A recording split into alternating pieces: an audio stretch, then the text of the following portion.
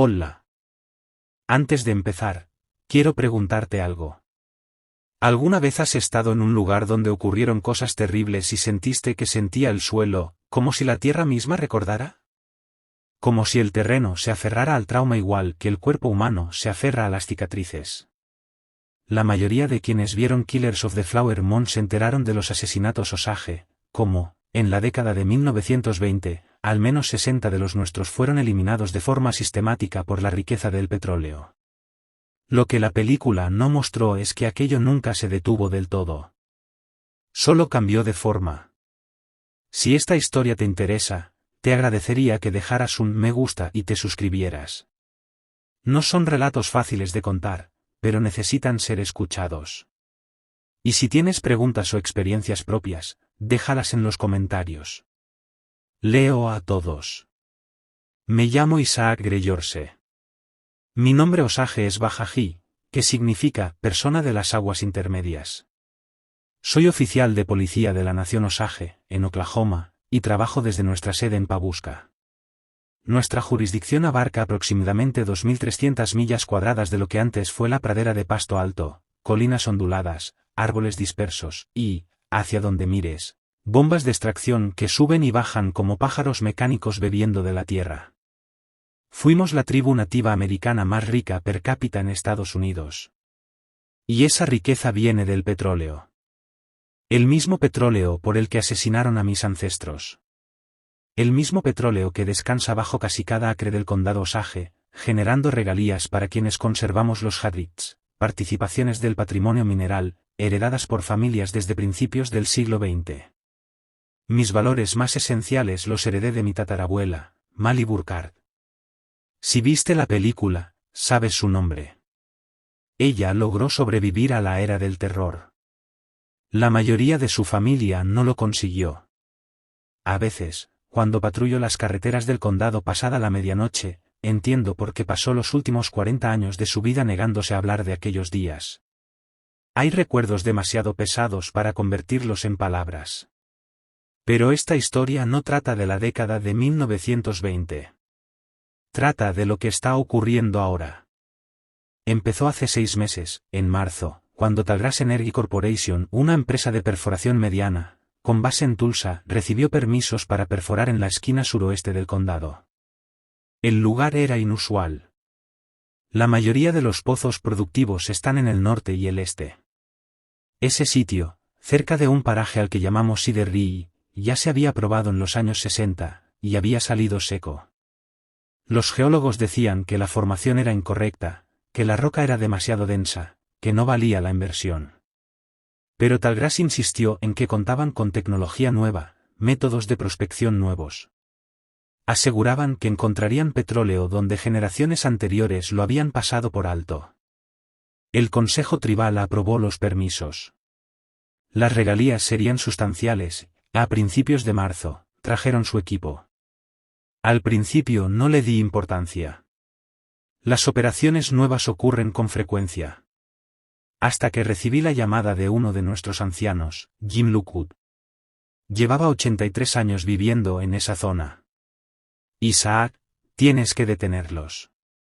No deben perforar en Cedar Ridge, me dijo cuando fui a verlo a su casa, a las afueras de Harmony. ¿Por qué? Pregunté. ¿Qué tiene de malo esa tierra? Jim sostuvo mi mirada. Esa tierra es mala. Siempre lo ha sido. Me habló de los viejos tiempos, antes de los asesinatos, antes del petróleo. Dijo que esa área se evitaba. Que el pasto alto crecía distinto allí, más corto, retorcido. Que los animales no pastaban en ese lugar. Mi abuelo contaba historias de gente que entraba y volvía, cambiada. O que no volvía en absoluto. Se inclinó hacia adelante, y su voz bajó un tono, como si temiera que el aire pudiera escuchar. Y durante la era del terror, 3 familias murieron allí, en menos de un año. Los cuerpos, según él, aparecieron en condiciones extrañas. Extrañas de una forma que no encajaba, demasiado descompuestos, o no lo suficiente. En posturas que no tenían sentido para la manera en que supuestamente habían muerto. Jim negó con la cabeza, despacio. Los ancianos de entonces decían que la tierra tenía hambre. Esa era la palabra. Hambre. Decían que los asesinatos la alimentaron, y que eso lo empeoró. Después de eso, nadie construyó allí. Nadie llevó ganado a pastar. Lo dejamos en paz. Suspiré, buscando el modo de responder sin faltarle el respeto. Jim, agradezco la historia, pero no puedo detener una operación con permisos por relatos antiguos. Él no discutió. No levantó la voz. Solo dijo: entonces no la detengas. Mírala. Vigílala. Y cuando empiecen a ir mal las cosas, porque van a ir mal, recuerda que te lo advertí. 3 semanas después, me llamó la oficina del sheriff del condado Osage. Necesitaban apoyo de la policía tribal por un incidente en el sitio de perforación de Cedar Ridge. Un trabajador había muerto. Conduje hasta allí al atardecer. El sol de primavera volvía a la pradera de un dorado casi hermoso, casi amable. El sitio estaba en una loma baja, rodeado por pasto alto que, efectivamente, se veía raquítico y de un color apagado, como enfermo, en comparación con el crecimiento sano de los alrededores. La torre de perforación se alzaba como un esqueleto contra el cielo. A su alrededor, los trabajadores se agrupaban en silencio, hablando en murmullos, con la mirada quebrada, como si algo se les hubiera quedado clavado detrás de los ojos. La investigadora del sheriff, Laura M.C. Kinney, con quien ya había trabajado antes, me recibió en el perímetro. La víctima se llamaba David Priestley. 42 años. Perforador, de Texas. Llevaba 5 años con Tallgrass. Me guió hacia una silueta cubierta por una lona. Estaban a 3000 pies, avanzando bien, cuando algo falló con la sarta de perforación. David fue a revisar las conexiones. Levantó la lona. He visto muertes, accidentes de tráfico, violencia doméstica, sobredosis. Pero aquello era distinto. El cuerpo de David Priestley estaba cubierto de petróleo. No manchado, empapado, saturado por completo, como si lo hubieran sumergido en un tanque. Tenía la boca abierta, llena de aquella sustancia negra. Los ojos también, abiertos. Y el petróleo se había metido bajo los párpados, haciendo que pareciera que lloraba crudo. ¿Qué pasó?, pregunté, aunque una parte de mí ya no quería oír la respuesta. Laura apretó la mandíbula. Según la cuadrilla, el pozo pateó de pronto. Un flujo descontrolado desde la formación. El petróleo subió por la tubería con una presión tremenda, y lo alcanzó de lleno en la cara. Para cuando cerraron y llegaron a él, ya se había ahogado en esto. Su expresión se endureció todavía más.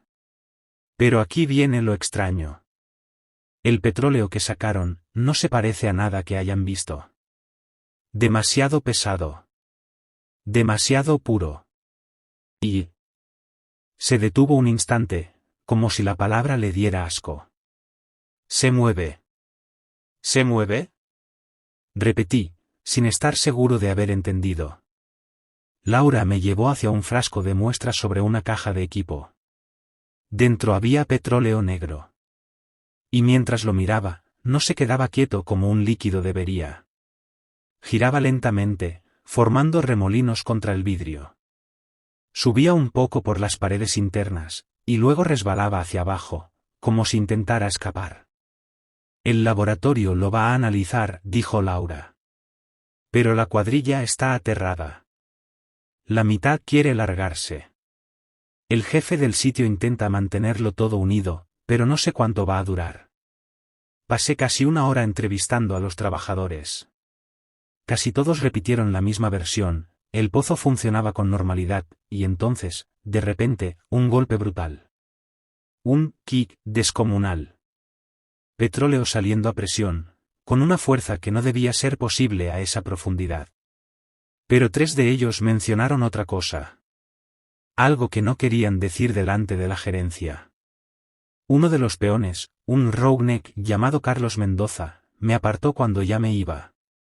Oficial, no sé si esto importa, pero anoche estaba de guardia en la torre y escuché algo. ¿Qué escuchaste? Carlos tragó saliva, como si le diera vergüenza admitirlo. Voces. Desde abajo, desde el pozo. No era el viento. No era el equipo. Eran voces, varias, hablando en un idioma que no entendí. Hizo una pausa. Miró hacia el suelo. Y una de ellas sonaba como mi abuela. Murió en México hace 10 años, pero juro que era su voz, llamándome por mi nombre. ¿Se lo dijiste a alguien? Se lo comenté a un par de compañeros. Se rieron. Dijeron que estaba imaginando cosas. Pero esta mañana, antes del accidente, esos dos me dijeron que ellos también habían oído algo. Voces desde el pozo, diciendo sus nombres. Le di las gracias a Carlos, tomé su declaración y emprendí el camino de regreso a Pabusca mientras caía la oscuridad. La pradera de noche es hermosa en su vacío, solo hierba, estrellas, a lo lejos, las luces de los balancines petroleros marcando su ritmo lento, hipnótico. Pero esa noche, al pasar por Siderri, sentí algo que jamás había sentido en esas carreteras. La sensación de estar siendo observado. No por una persona. Por la tierra misma. A la mañana siguiente volví a ver a Jim Lockwood. Le conté la muerte de David Priestley. El petróleo extraño. Las voces. Él escuchó sin interrumpirme. Cuando terminé, dijo en voz baja. Tú sabes de los de abajo. Conocía vagamente las historias Osage. Mi abuela las mencionó una vez. La mayoría de nuestros relatos tradicionales se perdieron, o fueron enterrados durante los años de asimilación, internados, castigos, el empeño por blanquearnos, el reinado de terror que se llevó a tantos ancianos. Pero algunas historias sobrevivieron. Se pasaron en susurros, en familias que se negaron a olvidar. Jim se levantó despacio, caminó hasta una estantería y sacó un cuaderno viejo, gastado por el tiempo. Esto era de mi abuelo. Escribió historias que escuchó de su propio abuelo. Aquí hay una parte sobre los de abajo. Abrió el diario, buscó una página y leyó. Mucho antes de que los Osage llegaran a esta tierra, ya había otros. Vivían bajo la superficie, en oscuridad y piedra. Cuando los Osage llegaron y vivieron en armonía con la tierra, los de abajo permanecieron quietos, separados de nosotros por la frontera del suelo y del entendimiento. Pero cuando llega la violencia, cuando la sangre empapa el suelo con ira y codicia, la frontera se debilita, y ellos suben. Levantó la vista hacia mí. ¿Crees que los asesinatos de los años 20 hicieron algo?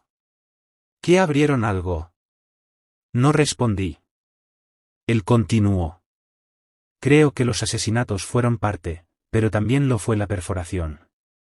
Piensa en lo que es el petróleo, cosas muertas, comprimidas durante millones de años, convertidas en líquido. Materia orgánica antigua, de mundos que ya no existen. Cuando perforas lo suficiente, no solo extraes recursos. Perturbas lo que ha estado enterrado. Cerró el diario con suavidad, como si no quisiera despertar el polvo. Y en Siderri, en concreto, están taladrando un suelo empapado en asesinato. Un suelo que ha absorbido décadas de violencia y codicia. Lo dijo sin dramatismo, como si describiera el clima. Creo que están despertando algo que debería quedarse dormido. Yo quería descartarlo. Quería creer que la muerte de David Priestley fue un accidente industrial. Que el petróleo extraño era solo una formación inusual. Que las voces eran alucinaciones auditivas de hombres agotados.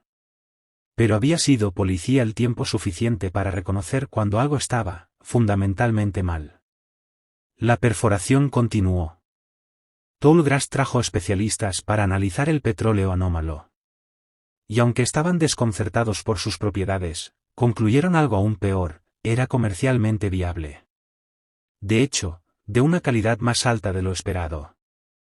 La compañía decidió seguir adelante. Perforar más profundo.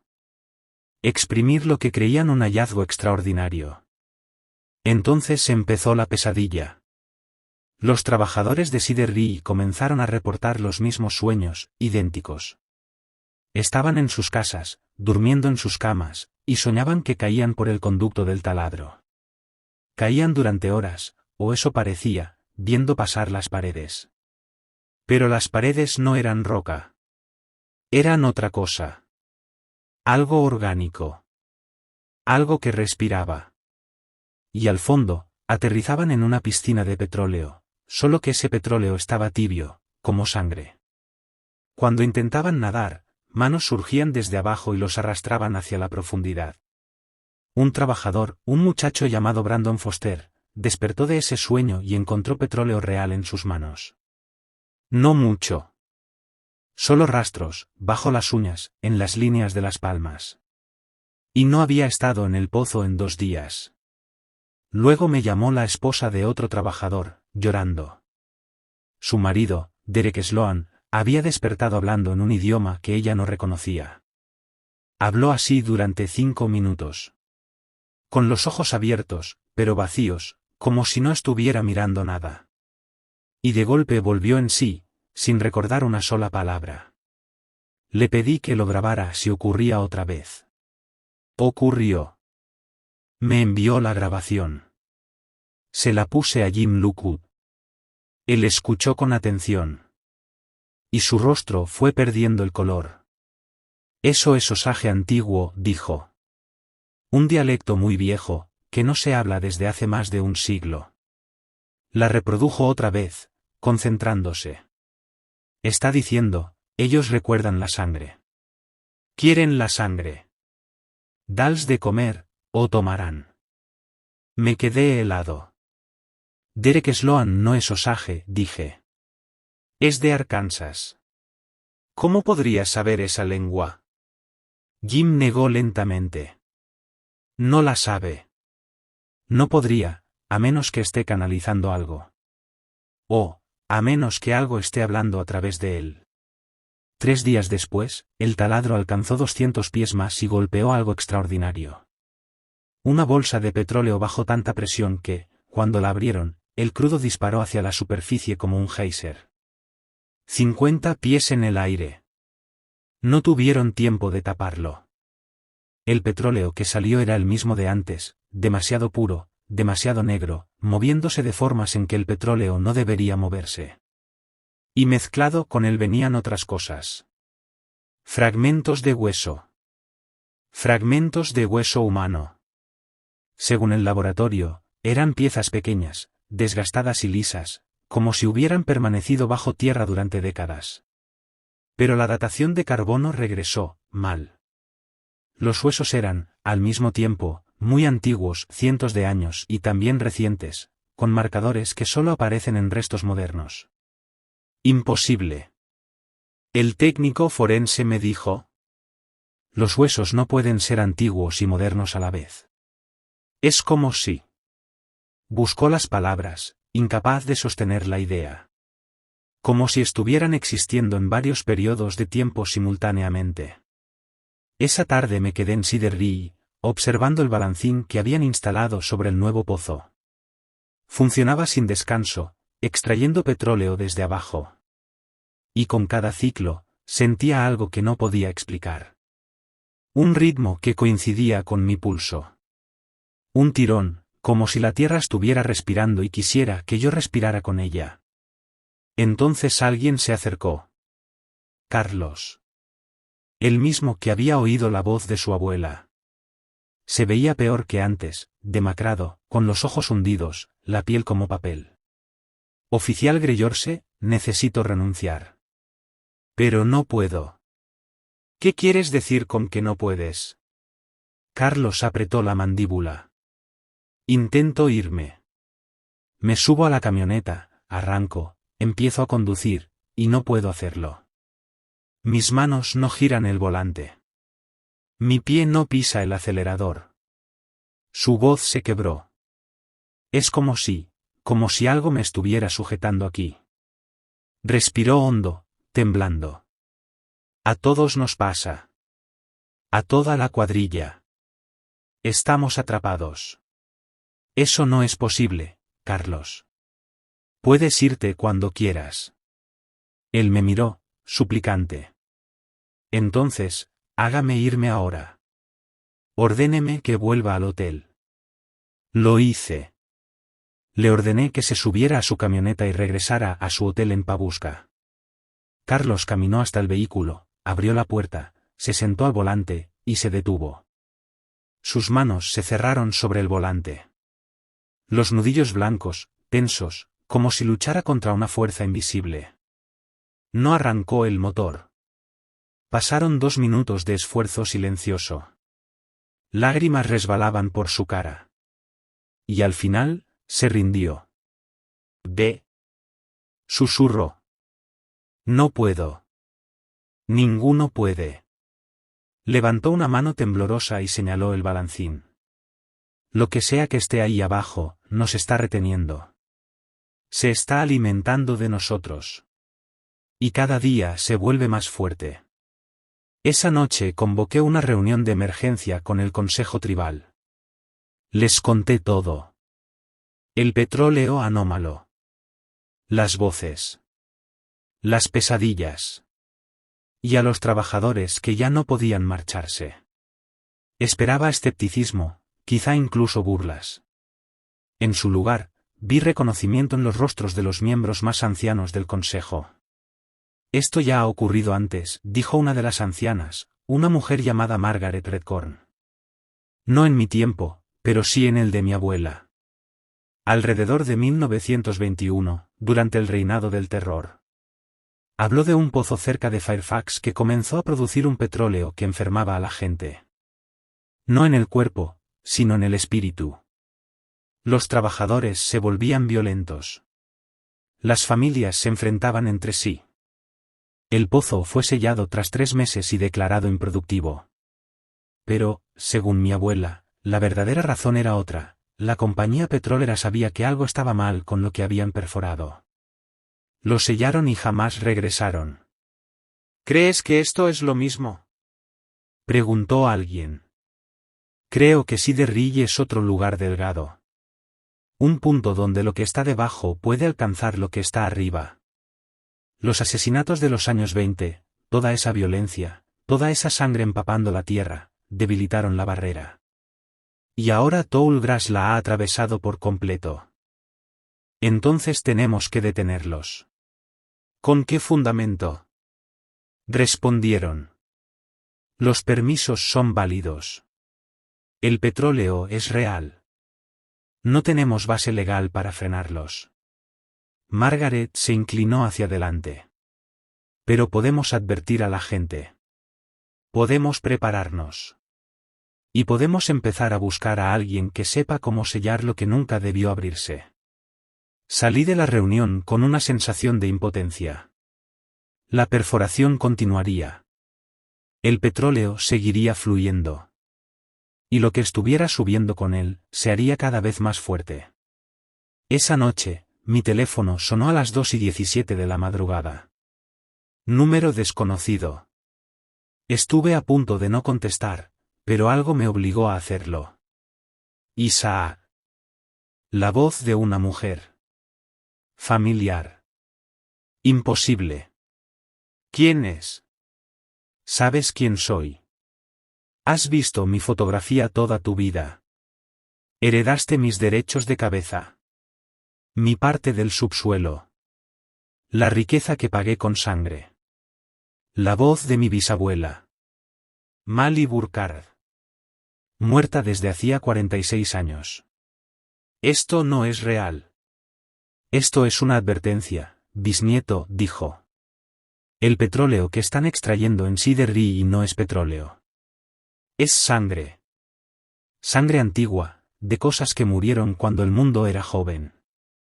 Y la sangre recuerda. La sangre llama a la sangre. Los asesinatos de los años 20, eso fue alimentarlos. Fortalecerlos. Prepararlos. Cada muerte añadió poder a lo que vive debajo. Y ahora les has dado un camino hacia la superficie. ¿Cómo lo detengo? No puedes detenerlo. Solo puedes contenerlo, o alimentarlo lo suficiente para que permanezca satisfecho. Esas son tus opciones, Isaac. Contención o sacrificio. Elige rápido, porque ya están aquí. Ya han empezado a llevarse gente. Y no se detendrán hasta recuperar lo que les habéis robado. La línea se cortó. Me quedé sentado en la oscuridad de mi dormitorio, escuchando mi propio corazón, sintiendo el peso del trauma heredado, de la riqueza heredada, de la responsabilidad heredada. A través de la ventana, veía las luces lejanas de las bombas extractoras trabajando durante la noche, succionando sangre antigua de la tierra y trayendo algo más con ella. Entonces entendí lo que Jim Lockwood quiso decir cuando afirmó que la tierra tenía hambre. No era la tierra. Era lo que vivía debajo de ella.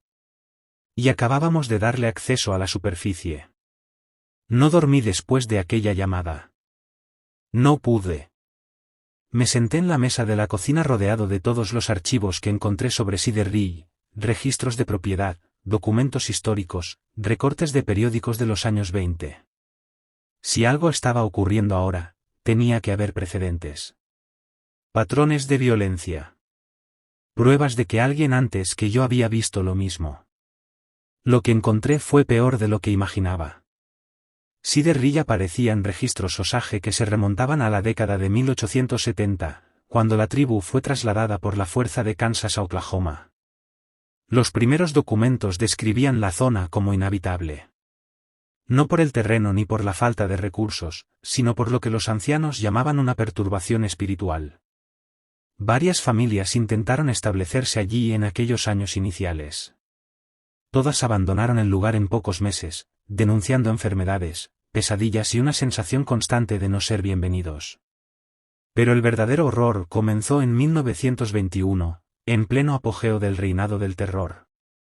Entre marzo y noviembre de ese año, 11 personas Osage con derechos minerales murieron en un radio de 2 millas alrededor de Cedar Ridge. Las causas oficiales variaban: disparos, envenenamientos, enfermedades misteriosas, la explosión de una casa. Pero todas tenían algo en común. Murieron pocos días después de que se descubriera petróleo en sus parcelas. El FBI investigó. Fue el caso que puso a su agencia en el mapa.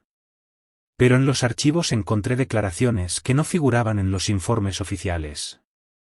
Testimonios descartados como superstición o mitología cultural. Una mujer Osage llamada Lucy Tyrion, cuya hermana murió en un incendio en Cedar Ridge, declaró a los agentes: la noche anterior, el petróleo se filtró a través del suelo. No venía de ningún pozo.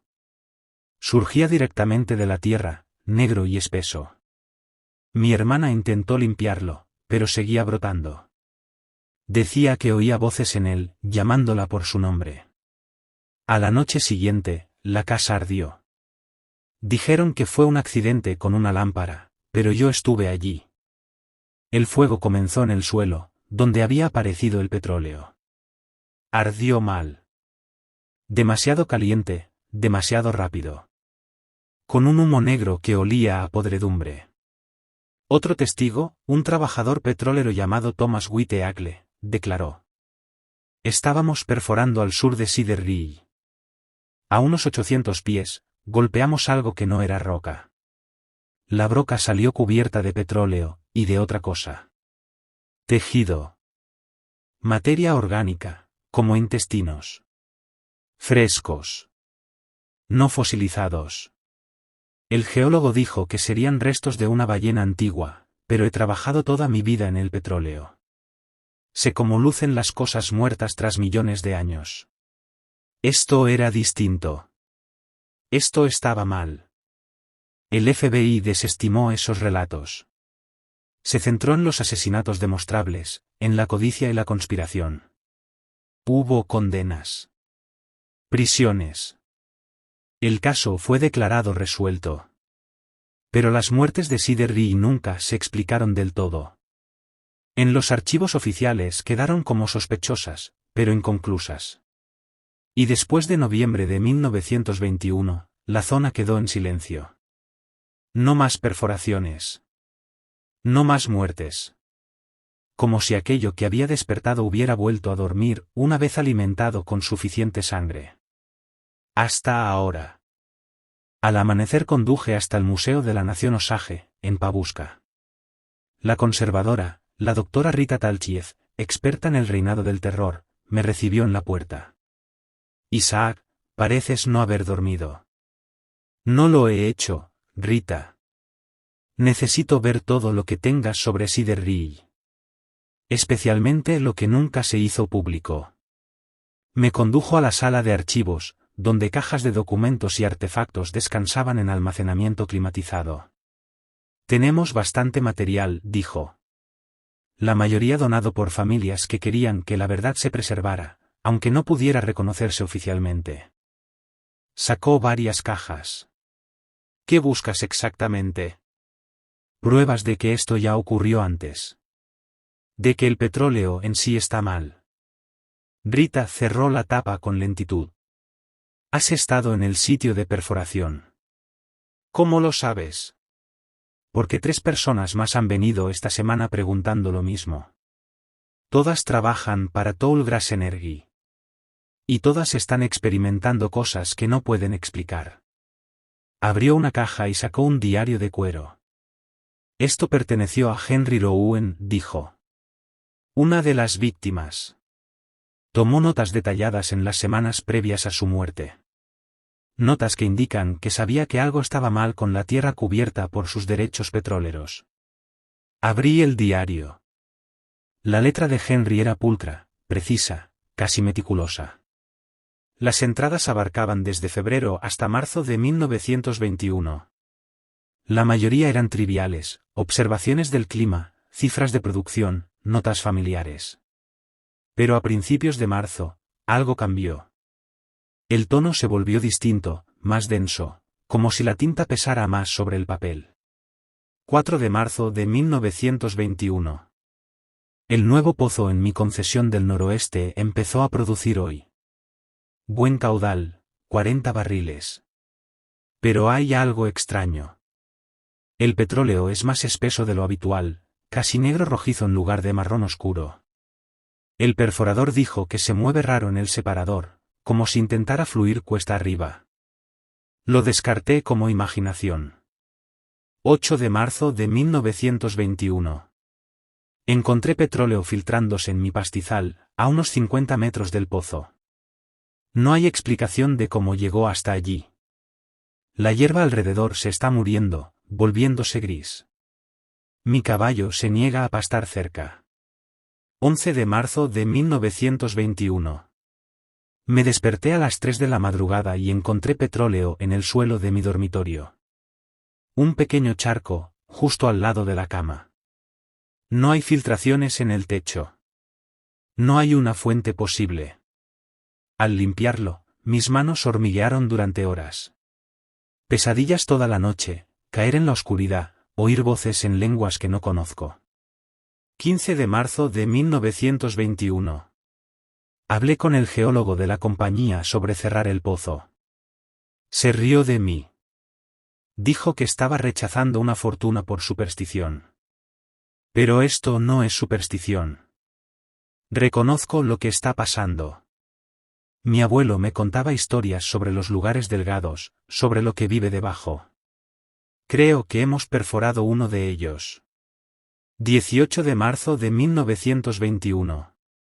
El pozo produce más que nunca, 80 barriles al día. Me está haciendo rico.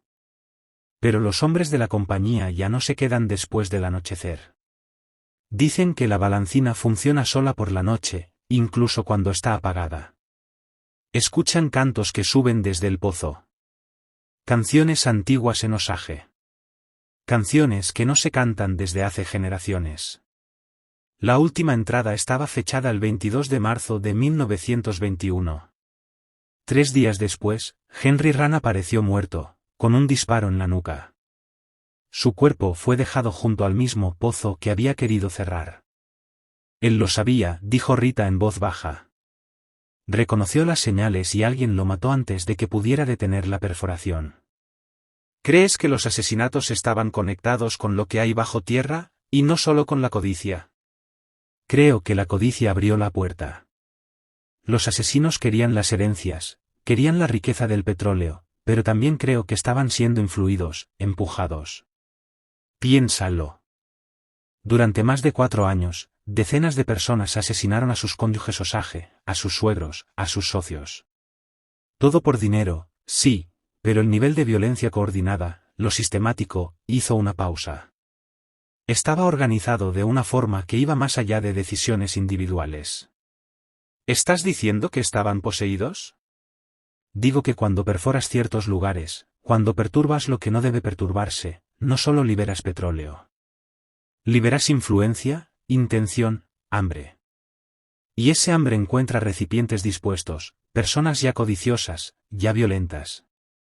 Amplifica lo peor que hay en ellas y les da dirección. Sacó otro documento, un mapa dibujado a mano del condado, fechado en 1921, con cruces rojas dispersas. Estos son los lugares de los asesinatos durante el reinado del terror. Fíjate en el patrón.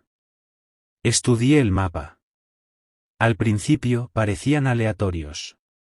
Luego lo vi. Formaban un círculo imperfecto alrededor de Cedar Ridge, con la mayor concentración a pocos kilómetros del sitio actual de perforación. Es como si lo estuvieran alimentando, dije. Como si hubieran realizado ceremonias sin saber que eran ceremonias. Sacrificios de sangre alrededor de la fuente. La voz de Rita se endureció. El FBI detuvo los asesinatos encarcelando a los conspiradores. Pero nunca entendieron qué motivaba ese patrón concreto. ¿Por qué esos lugares? ¿Por qué ese momento? Pensaron que era solo oportunidad y codicia. Pero era más que eso. Y ahora Tallgrass ha perforado directamente el centro del círculo. Exacto. Pasé el resto de la mañana en el museo, documentándolo todo, fotografiando páginas, tomando notas, construyendo un caso que no sabía si alguien creería. Al mediodía recibí una llamada. Otro incidente en Cedar Ridge. Cuando llegué, el lugar era un caos. Los trabajadores discutían en grupos. El encargado del sitio, un hombre llamado Dale Hoffman, parecía haber envejecido 10 años en una noche. Oficial Greyhouse, gracias a Dios. Tenemos que cerrar esto. Sellar el pozo y marcharnos. ¿Qué pasó? Brandon Foster, el joven perforador de Wyoming. Estaba trabajando esta mañana cuando Dale tragó saliva. Subió a la corona de la torre. Nadie sabe por qué. Dejó lo que estaba haciendo y subió directo, 90 pies. Cuando llegó arriba, dio un paso al frente. ¿Saltó? No, no saltó. Caminó. Como si pisara suelo firme. Como si creyera que había algo allí para sostenerlo. Las manos de Dale temblaban. Lo encontramos al pie de la torre.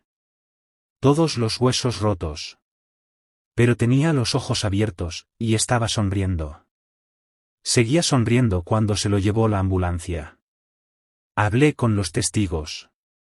Todos contaron lo mismo. Brandon trabajaba con normalidad y, de pronto, se detuvo. Miró hacia arriba y empezó a subir, con la expresión en blanco. Arriba, abrió los brazos y dio un paso al vacío. Justo antes de caer, 3 personas lo oyeron hablar. Cada una escuchó algo distinto. Carlos Mendoza oyó, prometieron que podría volar. Derek Sloan oyó, madre me espera abajo. Jennifer Park oyó, el petróleo me va a sostener. Nada tenía sentido. La madre de Brandon estaba viva, en Wyoming. No había drogas en su organismo. No tenía antecedentes de enfermedad mental. Simplemente caminó desde una torre de 90 pies porque algo lo convenció de que era seguro. Y seguía con vida. Apenas. El hospital informó de lesiones internas masivas, fracturas en todos los huesos principales, pero constantes vitales estables. Lo más perturbador llegó después, análisis de sangre con elementos inusuales. Trazas de crudo en su torrente sanguíneo, algo que debería ser imposible. Y su piel, donde no estaba amoratada, había adquirido un brillo extraño, aceitoso, iridiscente. Esa noche volví a la casa de Jim Lockwood y se lo conté todo. El diario. El mapa. La caída de Brandon Foster. El petróleo en su sangre. Jim escuchó en silencio, el rostro grave. Al terminar, se levantó y miró por la ventana, hacia la pradera que se oscurecía. Los de abajo son astutos, dijo al fin. No pueden emerger y tomar lo que quieren. El mundo ha cambiado. Hay reglas, límites. Pero pueden influir. Pueden prometer. Pueden mostrar visiones que no son reales, reencuentros con los muertos, poder, riqueza más allá de la imaginación. Y pueden marcar a las personas, arrastrarlas al servicio. ¿Cómo luchamos contra eso? No se lucha. Se cierra la puerta que han abierto. Se sella el pozo. Se purifica la tierra. Se restaura el límite. Se volvió hacia mí. Pero hay un problema. Para sellar algo tan poderoso necesitas una ceremonia. Una ceremonia específica que no se realiza desde hace más de un siglo. Y necesitas a alguien que sepa cómo hacerla. ¿Conoces a alguien? Tal vez. Hay un hombre cerca de Harmony, se llama Raymond Redeagle. Es lo que llamamos un recordador. Alguien que conservó el conocimiento antiguo cuando casi todo se estaba perdiendo. Jim hizo una pausa. Pero es difícil. No ayuda a menos que considere la causa digna. Y tiene fuertes sentimientos contra las petroleras, por razones evidentes. ¿Me presentarás? Lo intentaré. Pero necesitas entender algo. Si intentamos la ceremonia y fallamos, podríamos empeorarlo todo. Abrir la puerta aún más, en lugar de cerrarla. ¿Estás preparado para ese riesgo? Pensé en Brandon Foster, todavía sonriendo pese a los huesos rotos. En los trabajadores atrapados en el sitio, incapaces de marcharse aunque cada instinto les gritara que corrieran. Y en la voz de mi bisabuela, al teléfono, advirtiéndome sobre sangre y hambre. No creo que tengamos otra opción. A la mañana siguiente, Jim y yo condujimos hasta la propiedad de Raymond Redeagle. Era una casa pequeña, rodeada de tierras descuidadas, con un cenador ceremonial visible detrás de la estructura principal. Raymond rondaba los 70 años, era delgado, de mirada dura, y me observó con una desconfianza inmediata. «Eres Isaac Greyorse», dijo. «El bisnieto de Mali Birkar. Heredaste sus derechos de cabeza». «Sí, señor». «Entonces te beneficias del petróleo. De la misma cosa que mató a tus ancestros. Y ahora vienes a pedirme ayuda porque ese petróleo está devolviendo el mordisco».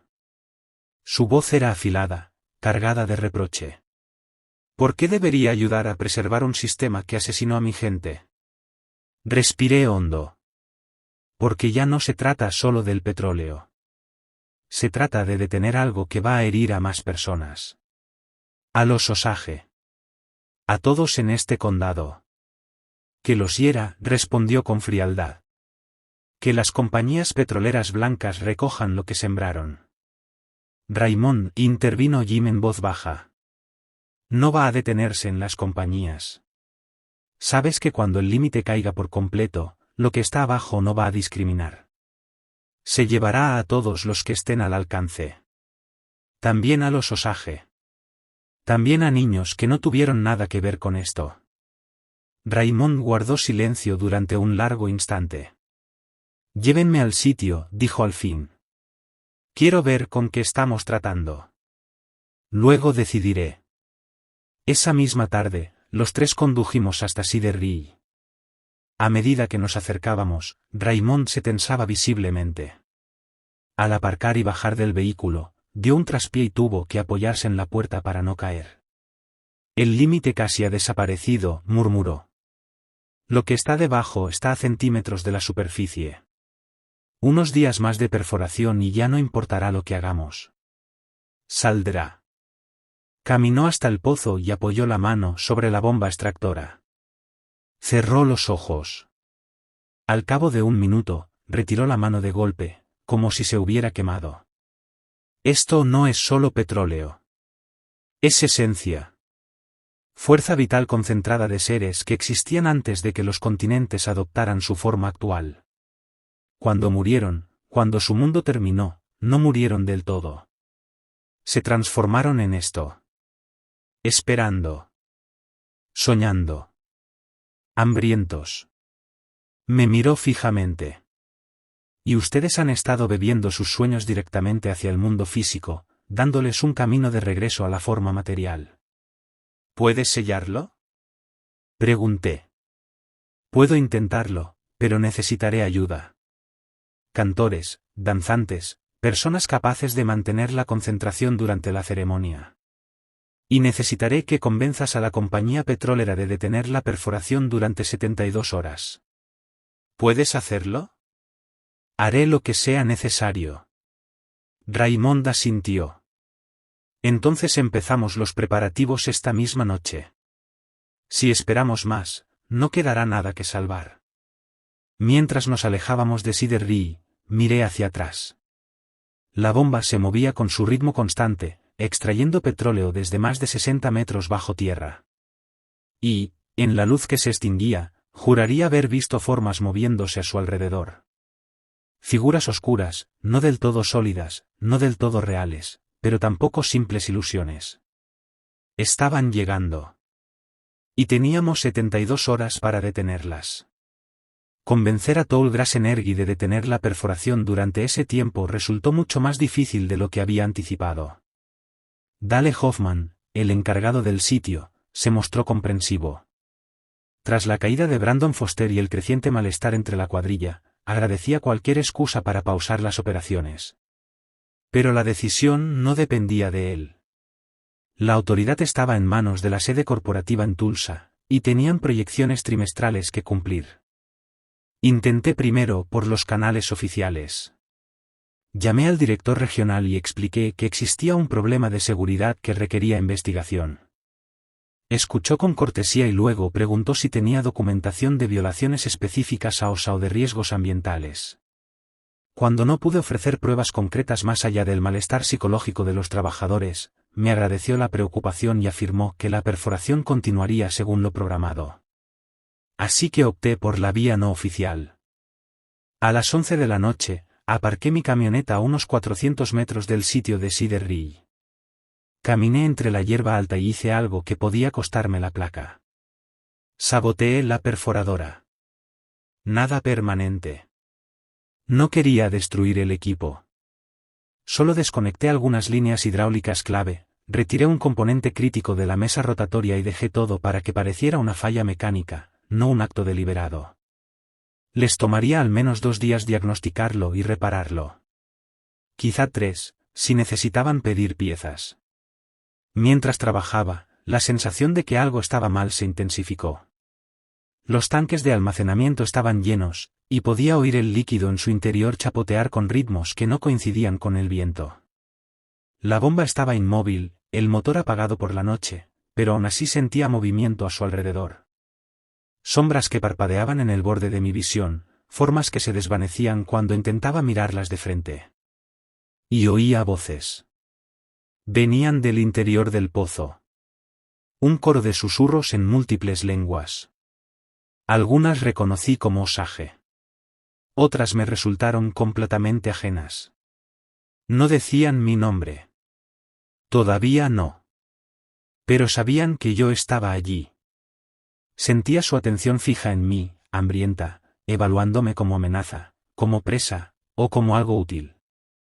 Terminé el sabotaje y me fui deprisa. Sin correr, pero sin quedarme un segundo más. Al llegar a la camioneta, mi teléfono vibró. Un mensaje de un número desconocido. ¿Listo, muchacho? El sabotaje solo compra tiempo. Ya están aquí. Ya han empezado a tomar forma. Mira el hospital. El hospital. Brandon Foster.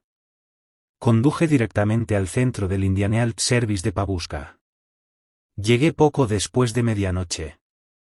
La enfermera nocturna me reconoció, habíamos trabajado juntos en casos de violencia doméstica. Isaac, ¿qué haces aquí tan tarde? Necesito ver a Brandon Foster, el herido del accidente en la perforación. Su expresión cambió, se volvió cautelosa.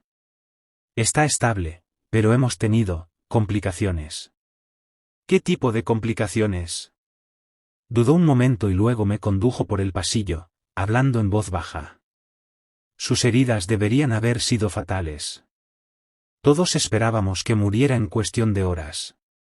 Pero en lugar de eso, está sanando a una velocidad imposible. Huesos que se sueldan, hemorragias internas que se detienen, tejidos que se regeneran a un ritmo que no podemos explicar. Se detuvo frente a una habitación. Y está cambiando. ¿Cambiando cómo? Míralo tú mismo. Pero, Isaac, no lo toques. Y no escuches si empieza a hablar. A través de la ventana de la puerta vi a Brandon Foster incorporado en la cama. Estaba despierto, mirando al techo. A primera vista, parecía casi normal. Pero al observar con más atención, los detalles incorrectos se hicieron evidentes. Su piel tenía ese brillo aceitoso que ya había visto antes, ahora mucho más marcado. Bajo la luz fluorescente parecía moverse, mostrando colores que el petróleo no debería mostrar, púrpuras profundos, verdes enfermizos, negros iridiscentes. Sus ojos también estaban mal. El blanco se había oscurecido hasta volverse gris, y los iris se habían expandido, haciendo que las pupilas parecieran dilatadas incluso con la luz intensa. Y se movía de forma extraña. Pequeños espasmos rítmicos, demasiado regulares para ser simples temblores. Como si algo dentro de él se estuviera ajustando, acomodándose. Entonces, lentamente, la cabeza de Brandon giró hacia la puerta. Hacia mí. Sus ojos se clavaron en los míos, y sonrió. La misma sonrisa que los testigos habían descrito tras su caída. Demasiado amplia. Demasiado consciente. Abrió la boca, y cuando habló, no fue con la voz de Brandon Foster. Eran varias voces superpuestas, resonando al unísono. Oficial Greyorse. El heredero. El que se beneficia de nuestra sangre mientras finge proteger a su gente. Te conocemos. Hemos probado tu linaje. Tu bisabuela sobrevivió cuando tantos murieron. ¿Sabes por qué? Debería haberme ido. Debería haber seguido la advertencia de la enfermera. Pero no pude evitarlo. ¿Por qué? Porque estaba marcada. Elegida. Su sufrimiento nos alimentó, nos hizo más fuertes. Y esa fuerza pasó a ti a través de la sangre y la herencia. Llevas nuestra marca, Isaac. Siempre la has llevado. Por eso nos oyes con tanta claridad. Por eso sueñas con caer en la oscuridad. Por eso, en el fondo, siempre supiste que el petróleo era más que petróleo. Estás mintiendo. La sonrisa de la cosa se ensanchó. ¿Lo estamos? Entonces, ¿por qué revisas tus manos cada mañana buscando rastros de aceite que aparecieron durante la noche? ¿Por qué evitas tu reflejo en ventanas oscuras? ¿Por qué te sientes más cómodo en las horas más profundas de la noche, cuando el límite entre mundos es más delgado? Me aparté de la puerta, el corazón golpeándome el pecho. La cosa dentro de Brandon rió, un sonido húmedo y burbujeante. No puedes detener lo que viene, Isaac. Tu ceremonia fracasará. El conocimiento de Raymond Redeagle está incompleto. Su poder, disminuido por décadas de desuso. El límite lleva un siglo erosionándose. Hemos sido pacientes. Hemos alimentado despacio, con cuidado, preparándonos. El cuerpo de Brandon se convulsionó, arqueándose. Y ahora estamos listos para emerger. Las luces del pasillo parpadearon. Los monitores comenzaron a sonar cuando sus signos vitales se dispararon. Las enfermeras corrieron hacia la habitación. Y, en medio del caos, me escabullí. Pero al marcharme, oí la voz de Brandon. Su voz real. Pequeña. Aterrada. Abriéndose paso entre el coro superpuesto. Ayúdame, por favor. Me está devorando desde dentro. Me está reemplazando, pieza por pieza. Por favor, no dejes que desaparezca.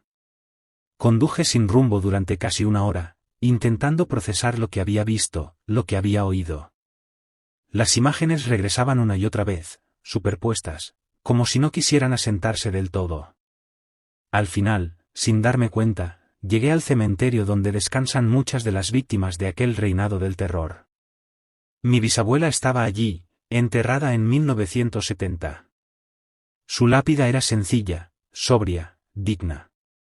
Me senté junto a su tumba, envuelto en la oscuridad, y le hablé como nunca pude hacerlo en vida. Le hablé del miedo. Del peso de heredar una riqueza construida sobre la tragedia.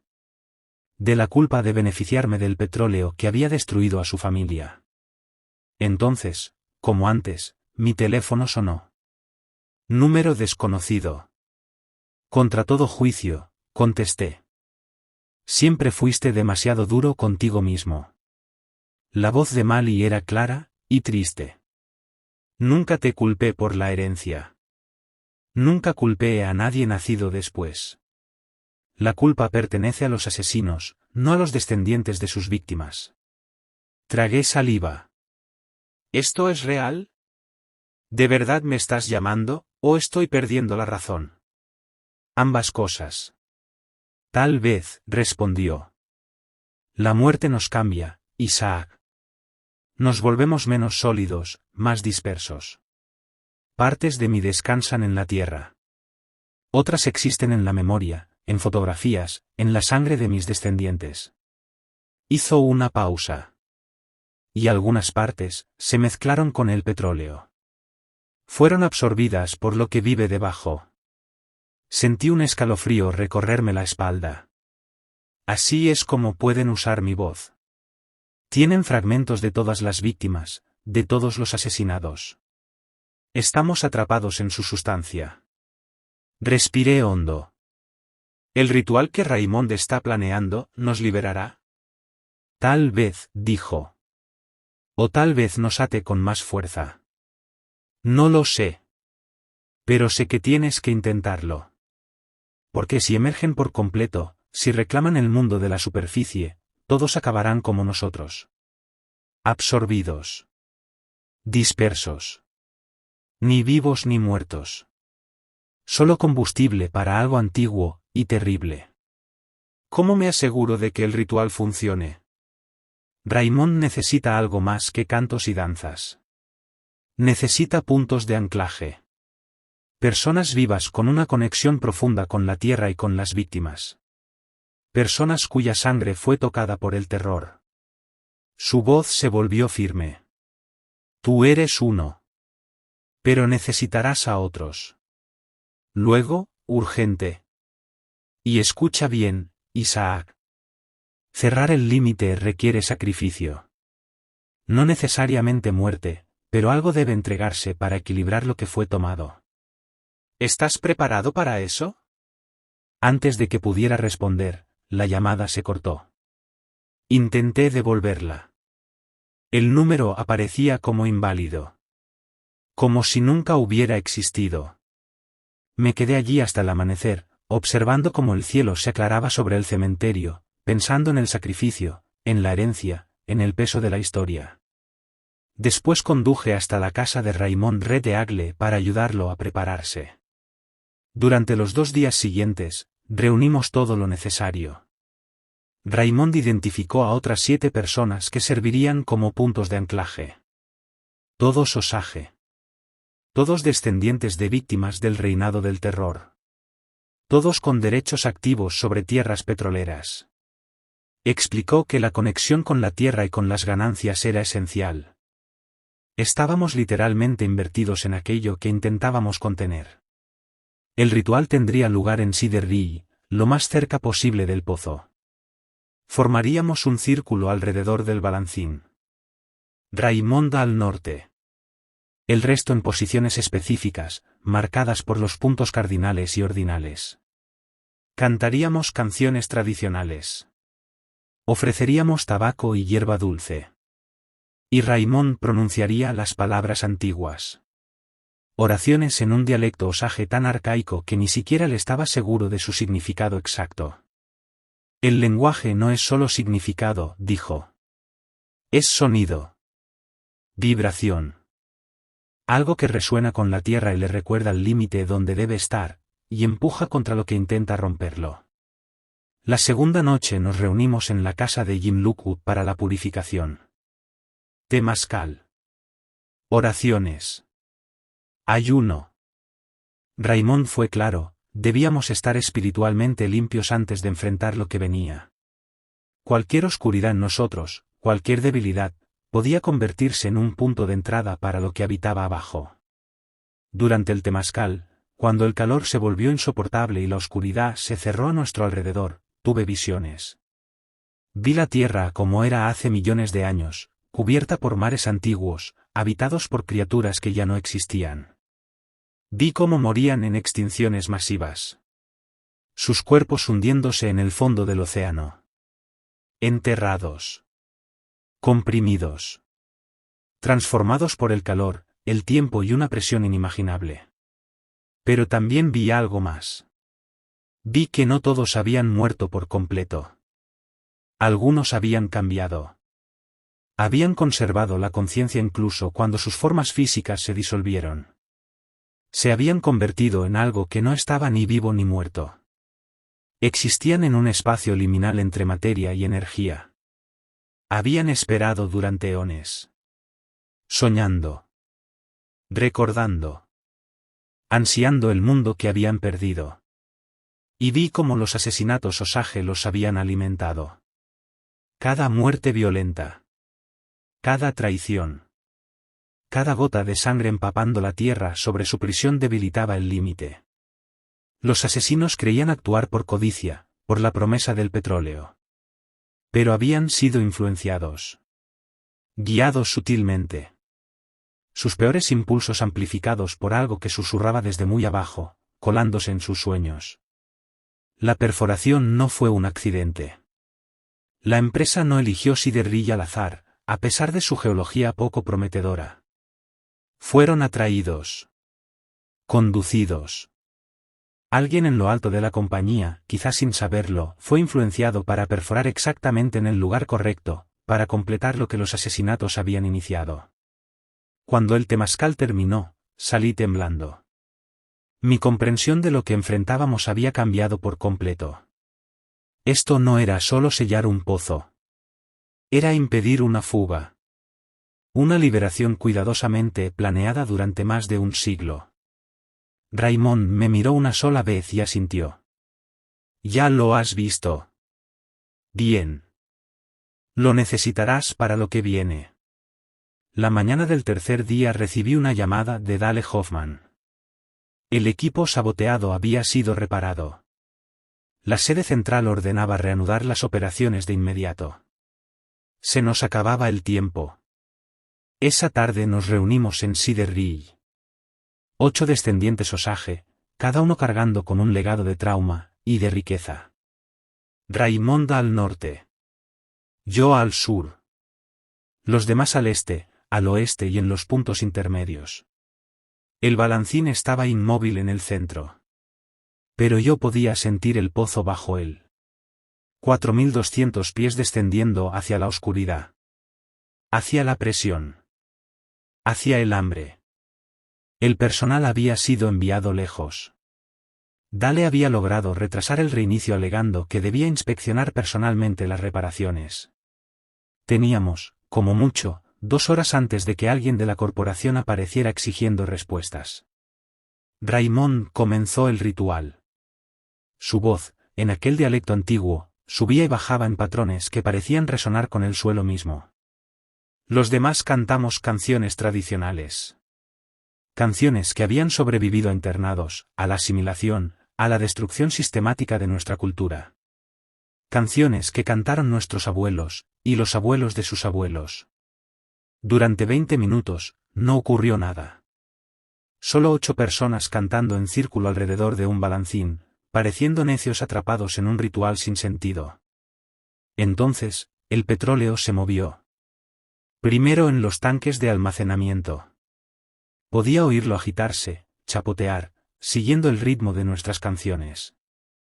Luego comenzó a filtrarse por las uniones del metal. No goteaba. Fluía con intención. Avanzó por el suelo, dirigiéndose hacia nuestro círculo. «No rompan la formación», gritó Raymond. «Mantengan sus posiciones». El petróleo alcanzó el borde del círculo, y se detuvo. Formó un anillo negro a nuestro alrededor. Entonces se empezó a moverse de nuevo. Los patrones se volvieron más complejos. Y de ellos surgieron formas. Rostros. Decenas. Cientos. Todas las víctimas cuyos restos habían sido absorbidos por lo que vivía debajo. Vi el rostro de mi bisabuela. El de sus hermanas. Y el de muchos otros que no reconocí. Y vi rostros más antiguos. Mucho más antiguos. Rasgos que no eran del todo humanos. Ojos ancestrales, pertenecientes a especies que habían gobernado la Tierra antes de que existiera la humanidad. Ojos que nos observaban desde el petróleo, con una inteligencia inhumana. La voz de Raymond se volvió más fuerte. Los cantos se intensificaron. Y la Tierra comenzó a responder. Podía sentir el poder acumulándose, percibir cómo el límite entre los mundos se solidificaba, empujando hacia atrás aquello que intentaba abrirse paso. Entonces Brandon Foster entró en el claro. Aún llevaba la bata del hospital, caminaba descalzo, con esa marcha espasmódica que yo había visto tras la ventana. Pero no venía solo. Detrás de él aparecieron otros. Trabajadores del yacimiento, moviéndose todos con la misma rigidez antinatural, los ojos oscurecidos, la piel cubierta por un brillo aceitoso e iridiscente. Carlos Mendoza estaba allí. Derek Sloan. Jennifer Park. Todo el equipo atrapado en el sitio, los que habían escuchado las voces, los que no habían podido marcharse. Habían sido transformados poco a poco, tomados desde dentro, preparados como recipientes. «Detente», dijeron al unísono, con voces superpuestas, resonantes. «Este mundo fue nuestro primero. Tenemos derecho a reclamarlo. Tu ceremonia no cambia nada. Ya estamos aquí. Ya estamos emergiendo». Y entonces se fijaron en mí. «Tú ya eres uno de los nuestros». Brandon dio un paso al frente y extendió la mano. En ese instante comprendí lo que Mali quería decir con sacrificio. Para sellar el límite, alguien debía quedarse al otro lado.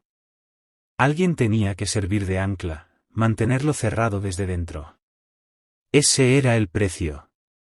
Siempre lo había sido. La ceremonia funcionaría, pero yo no sobreviviría a ella. Miré a Raymond. Sostuvo mi mirada y asintió lentamente. Lo sabía. Lo había sabido desde el principio. «Haz lo que tengas que hacer», dije. Y salí del círculo. En el momento en que crucé el límite, lo sentí como pasar del aire al agua, de la luz a la sombra, de un estado del ser a otro. El mundo no cambió de forma visible, pero todo se desplazó. Los colores se intensificaron. Los sonidos adquirieron ecos imposibles. El tiempo se volvió elástico, estirándose y contrayéndose de un modo que me mareaba. Brandon Foster, la cosa que lo vestía, sonrió y volvió a tenderme la mano. No la tomé. «Si voy a ser su ancla», dije, «lo haremos bajo mis condiciones, no bajo las suyas». Los recipientes inclinaron la cabeza al unísono, un gesto casi aviar, casi curioso. Cuando hablaron, no hubo burla, sino auténtico interés. «¿Negociarías? Tú, que estás en el umbral sin poder ni ventaja, impones condiciones». «Tengo una sola ventaja», respondí. «Necesitan un ancla dispuesta. Alguien que elija sostener el límite desde dentro. Si me fuerzan, el sello no resistirá». Quedarán atrapados, ni arriba ni abajo, suspendidos en este espacio liminal para siempre. Clavé la mirada en los ojos oscurecidos de Brandon. Pero si acepto voluntariamente, el límite se vuelve permanente, irrompible. Podrán existir en este mundo otra vez, solo que no como intentan hacerlo ahora. Raimonda había dejado de cantar.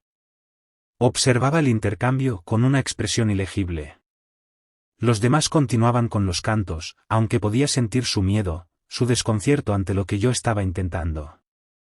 Expon tus términos, dijo el recipiente. No tendrán forma física. No del todo. Existirán como presencia, como influencia, como parte de la tierra misma. El petróleo permanecerá bajo tierra, salvo lo que ya fue extraído. Los pozos existentes podrán seguir produciendo, pero no habrá nuevas perforaciones en Cedar Ridge ni en otros lugares frágiles. Señalé a Brandon y a los demás. Y a quienes ya han empezado a transformar, los liberan. Que regresen a sí mismos. Hice una pausa. A cambio, yo me convierto en el ancla. Mantengo el límite desde dentro. Existo en ambos mundos a la vez. Vivo, pero también parte de ustedes. Consciente, pero disperso. Humano, y algo más. Respiré hondo.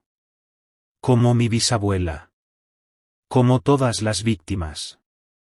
Pero por voluntad propia. Con propósito. El petróleo sobre el suelo comenzó a girar con mayor rapidez.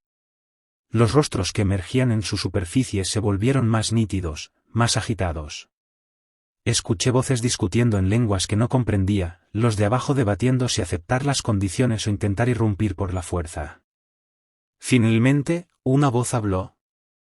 ¿Te entregarías sabiendo que jamás volverás a ser plenamente humano? ¿Que existirás disperso en el tiempo y el espacio, viendo envejecer y morir a tus seres queridos mientras tú permaneces suspendido? Sí. ¿Por qué?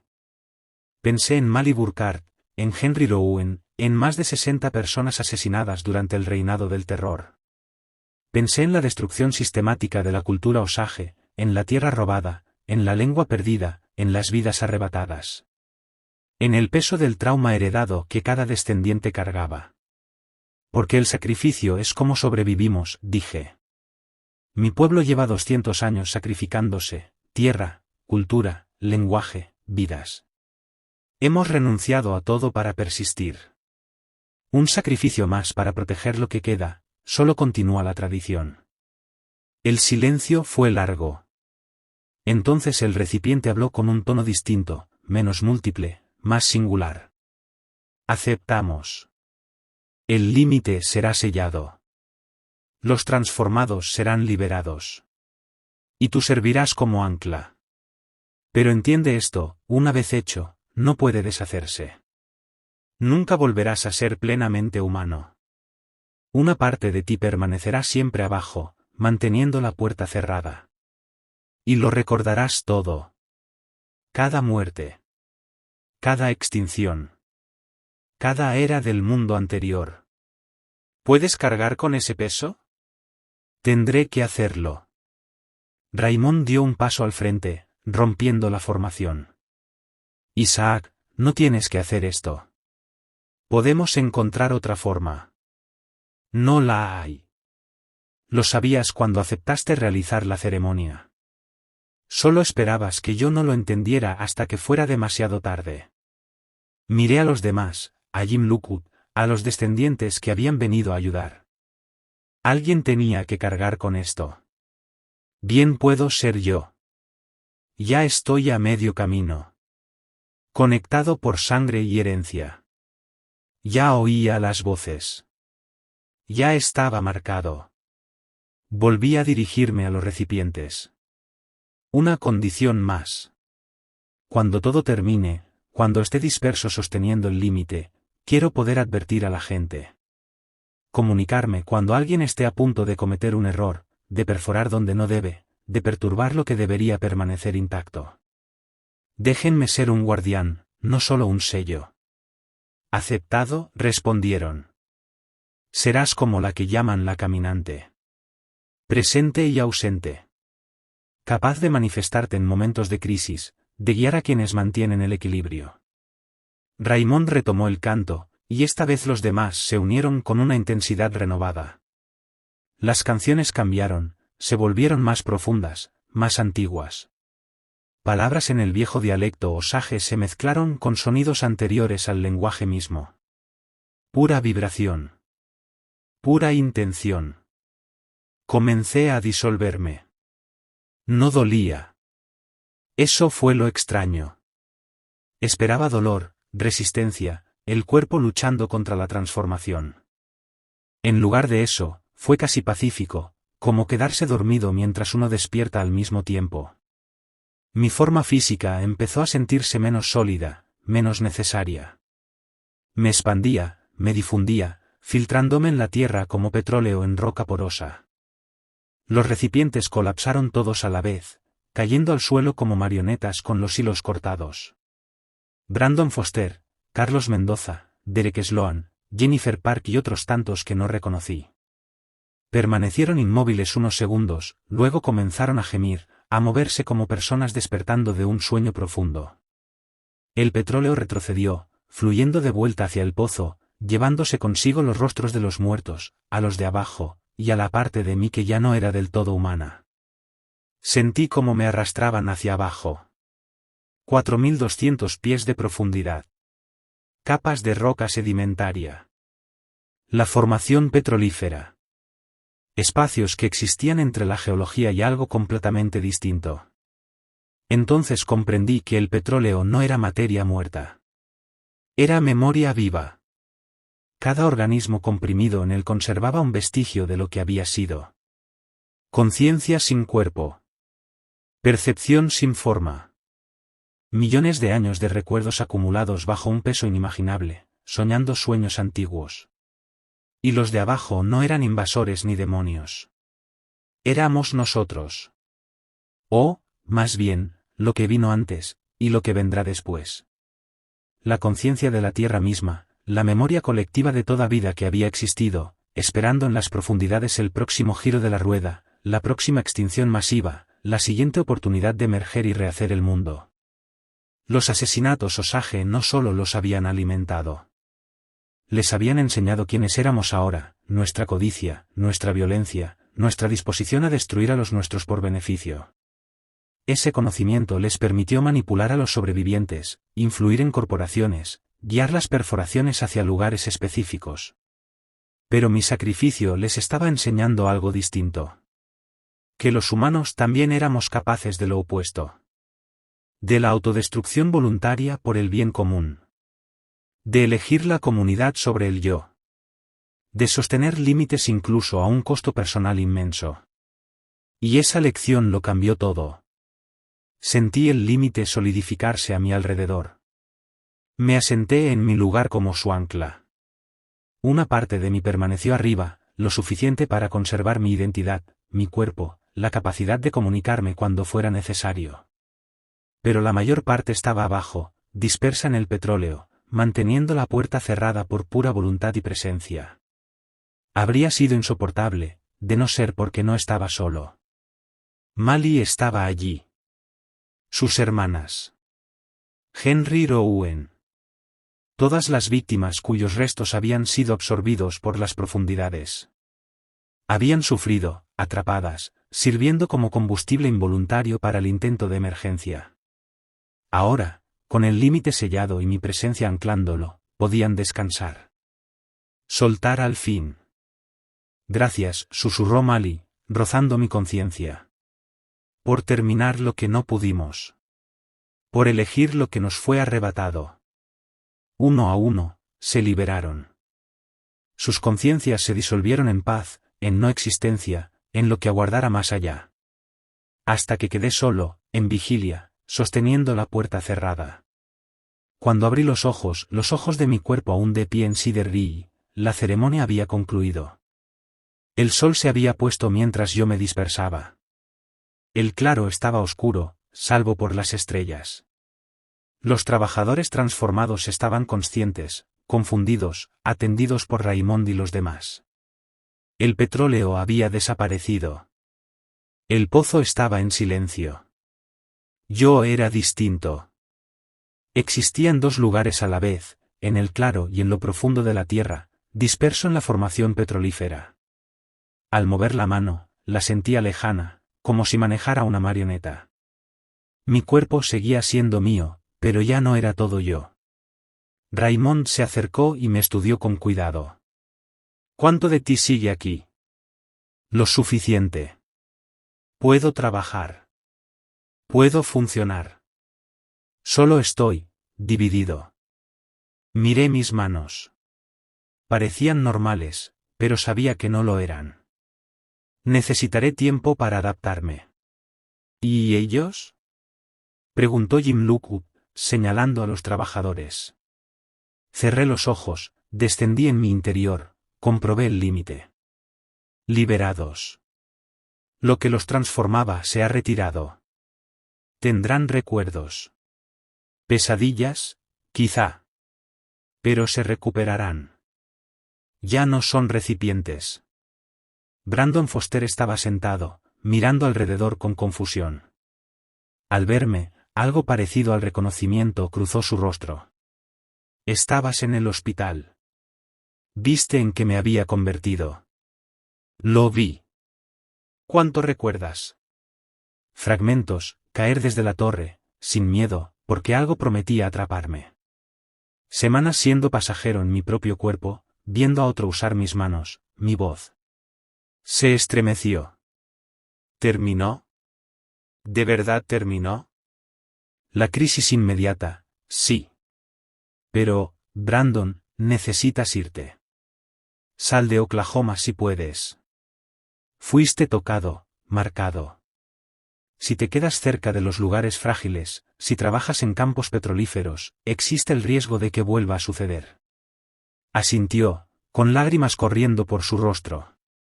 Solo quiero volver a casa. A Wyoming. A un lugar seguro. Entonces ve. Dile a tu familia que los amas. Construye una vida lejos de todo esto. Y no perforen nunca por debajo de los 3000 pies. En los días siguientes, interrogamos al equipo, les dimos apoyo psicológico, los ayudamos a abandonar el condado de Osage con recursos suficientes para empezar de nuevo. Tallgrass Energy intentó reanudar operaciones, pero una serie repentina de fallos, equipos que se rompían, sistemas que se negaban a funcionar, los convenció de que Cedar Ridge estaba maldito. Sellaron el pozo, desmontaron la torre y declararon la zona geológicamente inestable. El Consejo Tribal aceptó la pérdida de regalías potenciales. Habían sido informados con cuidado, omitiendo los detalles más increíbles. Entendieron que había petróleo que debía permanecer bajo tierra. Para mí, adaptarme a mi nueva existencia fue extraño. De día funcionaba casi con normalidad, patrullaba, investigaba casos, hacía mi trabajo como policía tribal.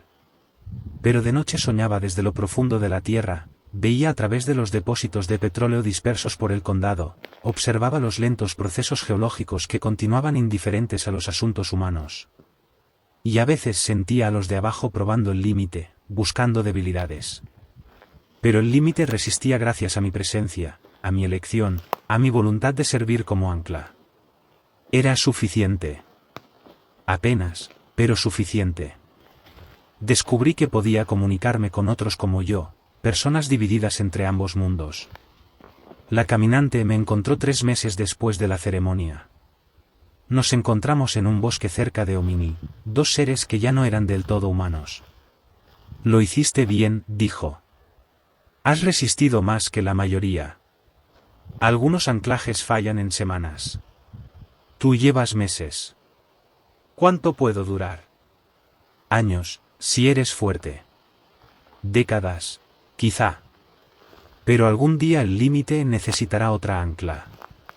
Alguien más tendrá que hacer la elección que tú hiciste. Así funciona. Sacrificio heredado, generación tras generación. ¿Vale la pena? Lo pensó con seriedad. Pregúntame dentro de 100 años. Ahora, 5 años después, sigo aquí. Sigo siendo Isaac Greyhouse, agente de la policía tribal.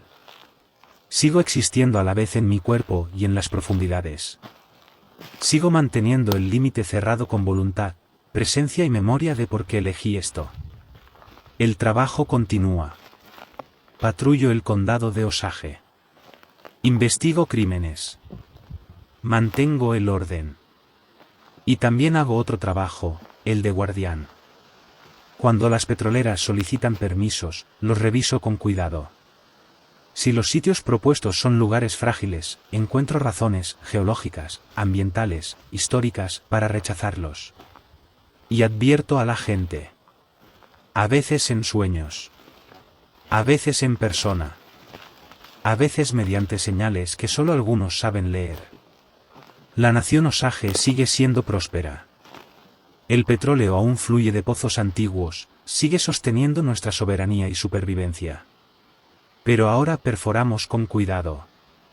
Respetamos los lugares frágiles. Recordamos que la Tierra contiene más que recursos, contiene memoria, conciencia y cosas anteriores a la comprensión humana. Y recordamos el sacrificio necesario para mantener el equilibrio.